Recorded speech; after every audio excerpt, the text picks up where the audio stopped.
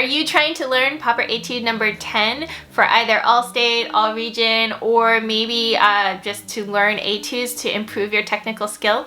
Stay tuned. In this video, I'll give you a few tips so that you can learn how to master this etude for either your audition or just to improve on your technical skills. Hi, my name is Liz from Cellomoji.com, and I bring you tips and tricks so that you can learn how to play the cello better. So if you are in Texas and you are an advanced string player, you probably already know and realize that on the TMEA website, they've already published the list of etudes and etude books for the all-state and all-region audition this year.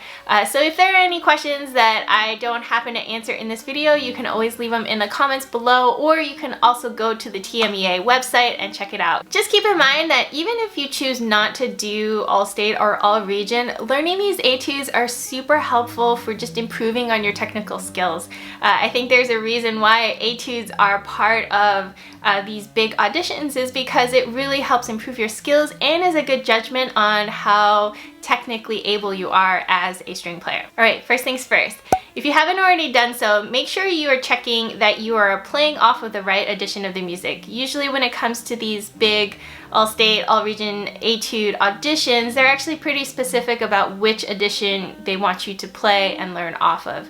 When it comes to Proper, I would highly recommend you just go ahead and get the Proper etude book. Just go ahead and purchase it, because every year that I've been sort of helping kids prepare for all-state and all-region, they always seem to use a Proper etude. There's a reason why Proper etudes are such a standard, is because they are challenging, and even if you're just trying to learn this on your own without any audition in mind, you are totally going to improve as a cello player, because it really helps build skill sets as well as get you more comfortable in the advanced sections of the cello. Learning Proper etudes are also a pretty standard part of learning cello repertoire in general, so you are making a really good investment in just going ahead and getting the Proper etude book. If you haven't already done so, I've also left a link to the Proper etude book below, so you can go ahead and buy it off of that. I always really hesitate when people say, oh, I just got it off of IMSLP. So IMSLP is that free site where there's lots of music that are uploaded by various people in the community, and you can download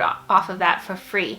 I really think that is just sometimes a little bit hit or miss. Sometimes it really is the right version and it's okay. Sometimes it's just completely bizarre and off. So in this case, when you know that you're going to use this book over and over again, and these etudes are really good to just have on your bookshelf, I would definitely just go ahead and buy the book and not rely on IMSLP to like download it and make your own book out of it. Okay, so on the TMEA website, they actually put up a list of what they consider errors or things to take note in the editions of etudes, because we all know that when it comes to print, sometimes it's just not always perfect, and there are errors in there or questions that may come up. So there were actually a couple that were listed for the Proper etudes. The first one is the last note on page 1 is an F natural, and in measure 13, which is 2 lines from the bottom, the first measure, the second to last note of that measure is an E flat.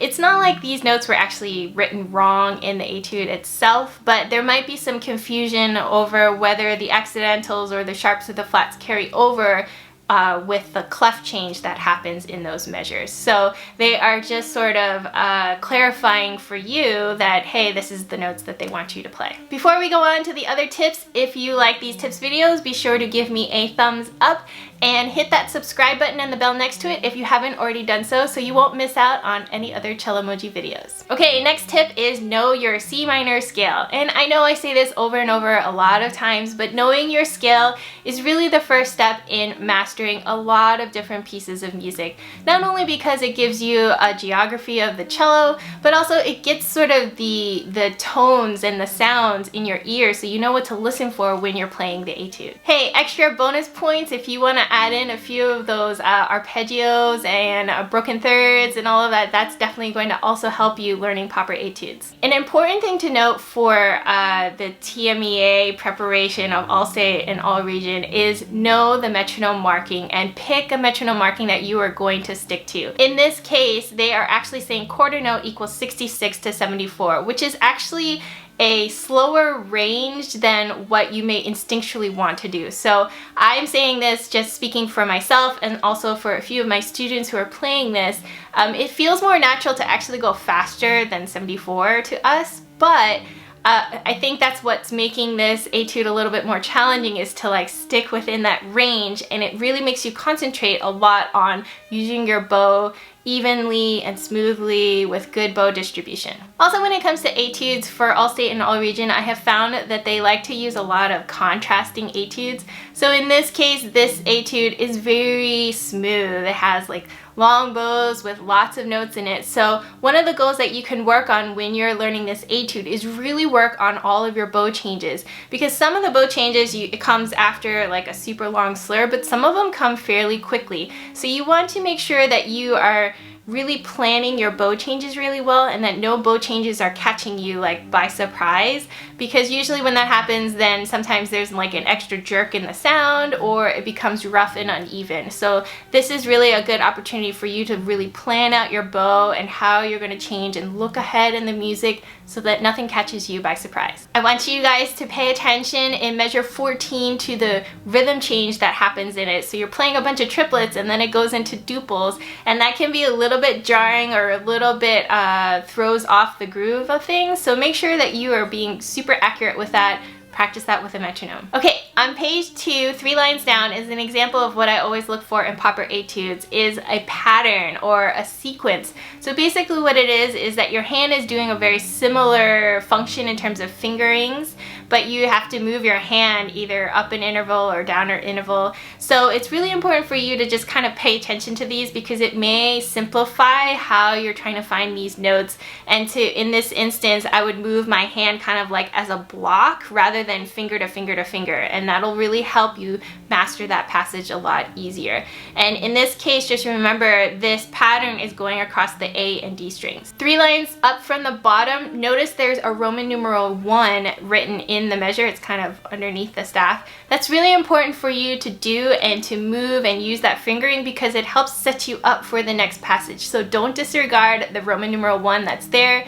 It may be a little bit awkward using your thumb kind of in that area, but trust me, it makes the next passage that's coming up a lot easier. So the next passage is the double stops, and I know these double stops can look a little bit confusing, but just remember that if you're really looking at the passage, the upper note where your thumb is on that G there is really just staying there. It's not moving. It doesn't have to do any types of shifting or maneuvering. So really make sure that when you're practicing finding that thumb note, that you're feeling confident about where it will land. But just remember, once your thumb is on that G, it just stays on the G. That's all it has to do. And your fingers that are changing the notes, those stay on the G string. And so those are the notes that you're just going to have to worry about, making sure that your thumb is very stable across that fifth of the G and the C.